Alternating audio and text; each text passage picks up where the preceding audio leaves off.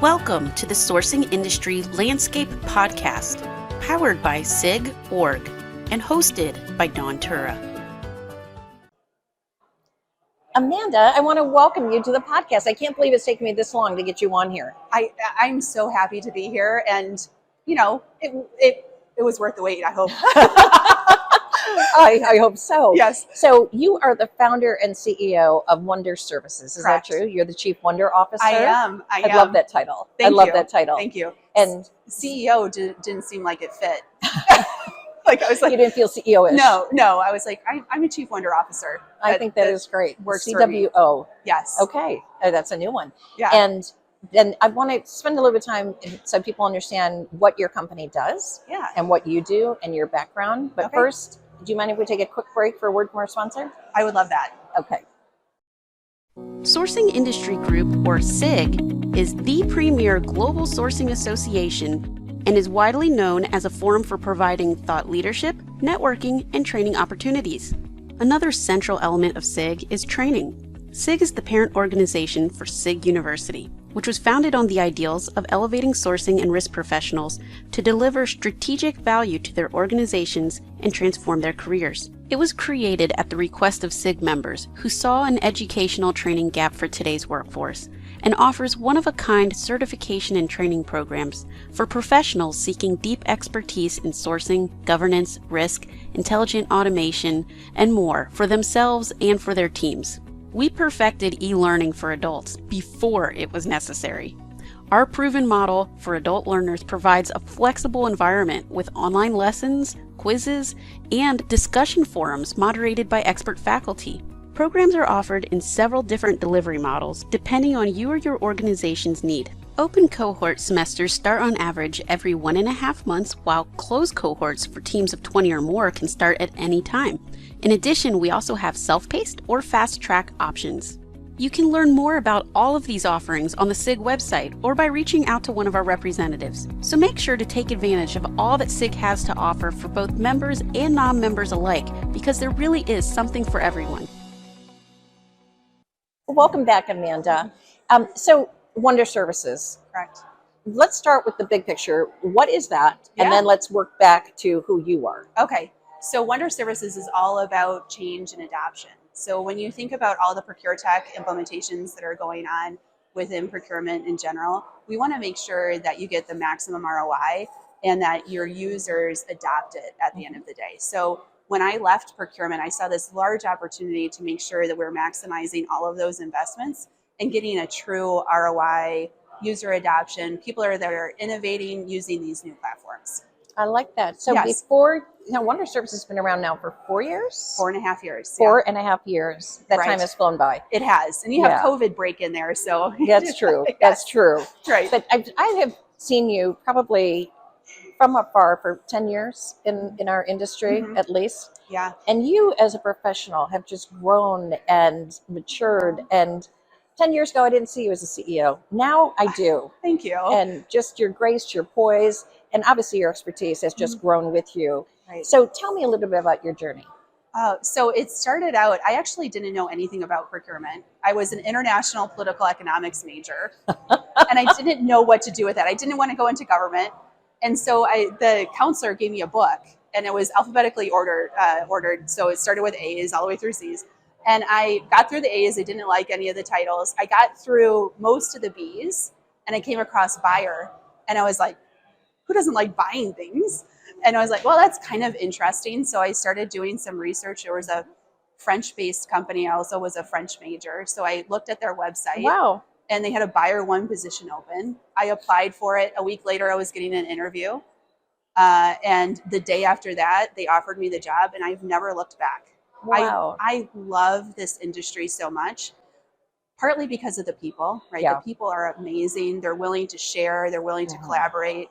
They Absolutely. want everyone to rise up to another level within the profession.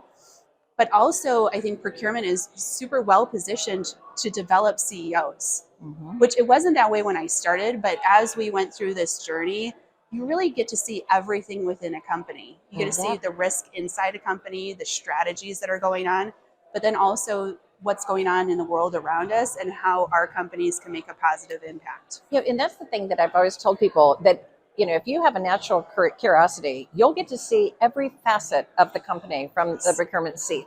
Yes. And I'm a recovering CPA, so I always thought finance had the best view. Right. But they're seeing they're seeing the budgets, and then they see the results. And I think our difference is that we see redundancy, stupidity, waste. Yes. Bad contracts. I mean, leakage. We see all of that that's going on. So by the time the CFO gets it, it's old news. Right. It already happened. Right. But we're starting to, we can impact play as it's happening and change the direction that we are headed live, like right now. Yeah. And that's why it's so exciting to me. Right. Yeah. I actually saw an example in a presentation yesterday where procurement was actually influencing the sales process.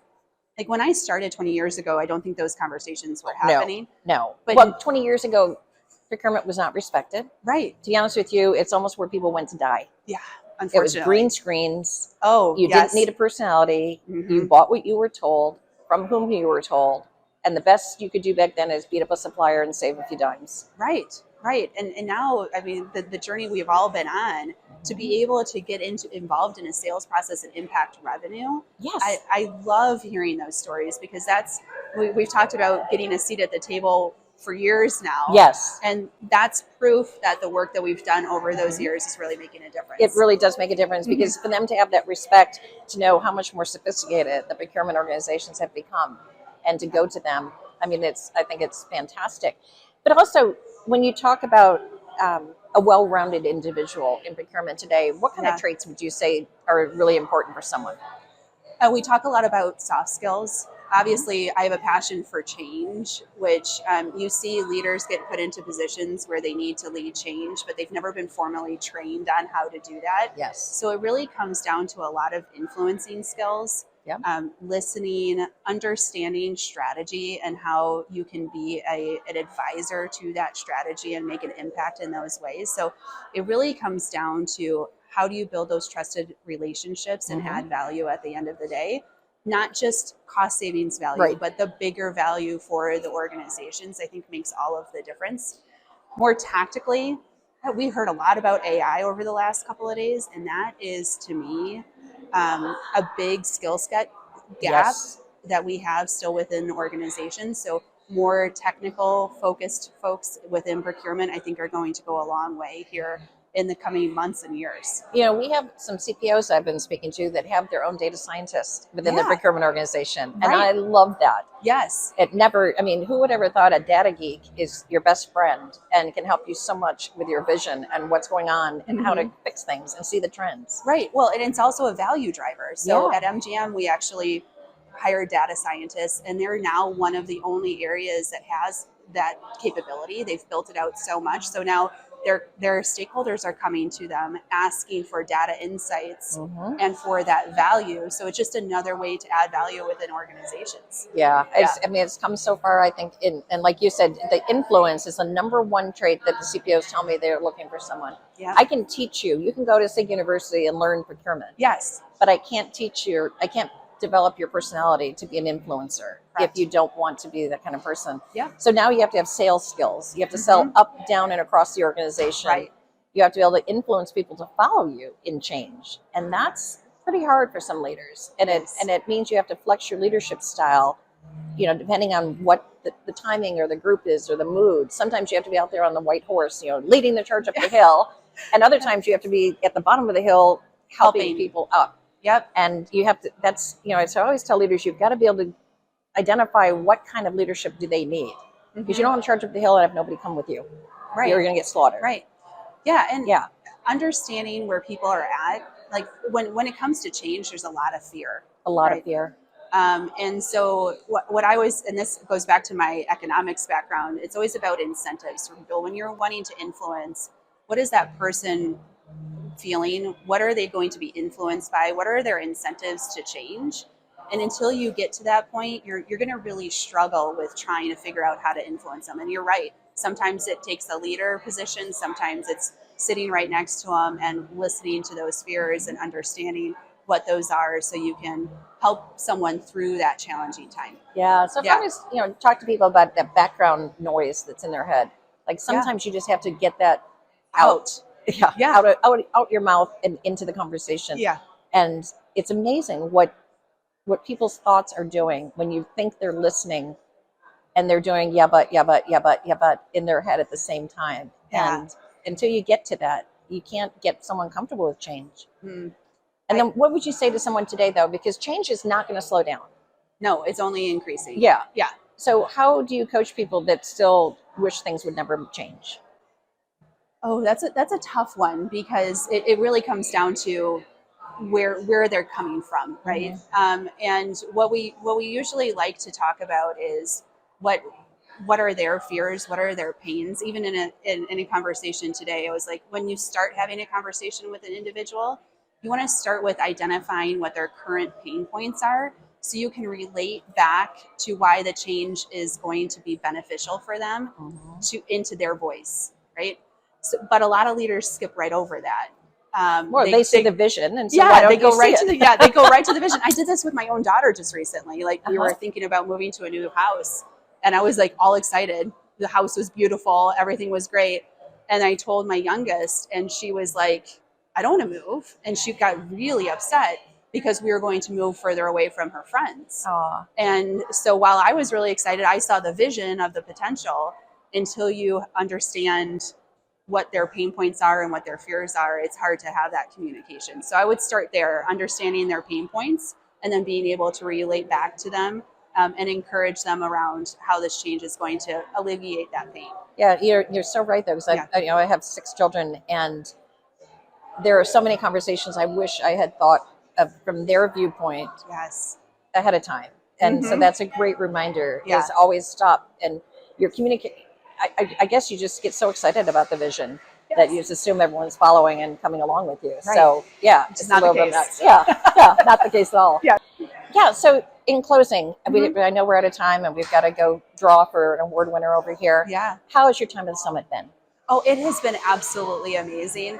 What I love about your conference is that the content is just top notch, right? And very insightful. Like, I'm walking away from every single conversation with new thoughts, new ideas, new things to bring into my own company, new conversations that I need to have with people that I've met here. So it has been absolutely phenomenal. I think the 2 top topics for me, there was a change conversation today, which of course I loved.